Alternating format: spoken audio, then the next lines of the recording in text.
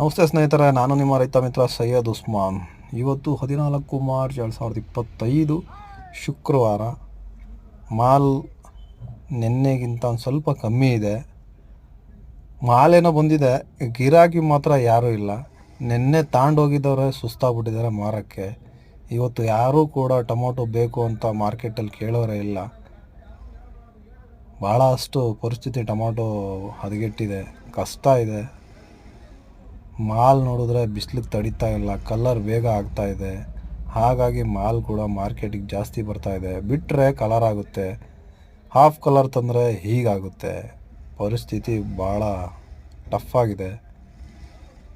ಇವತ್ತು ರೈಟು ಏನು ಅಂದರೆ ಹೇಳ್ಬೇಕಂದ್ರೆ ಕೇಳೋರೇ ಇಲ್ಲ. ಎಲ್ಲ ಮಂಡಿಯವರು ಸೆಲ್ಫ್ ಹಾಕ್ಕೊಂಡಿದ್ದಾರೆ. ಗೋಲಿ ಅಂತೂ ತರಲೇಬೇಡಿ ಅಂತಿದ್ದಾರೆ. ತಂದಿರೋ ಗೋಲಿ 20 ರೂಪಾಯಿ ಆಗಿದ್ದಾವೆ. ನಂಬರ್ 1 ಟಾಪ್ ಕ್ವಾಲಿಟಿ 100, 120 ಲಾಸ್ಟ್ ಇದೆ. ಇವತ್ತು ಭಾಳ ಬೇಜಾರಾಗಿದೆ, ಕಷ್ಟ ಇದೆ. ವಂದನೆಗಳು.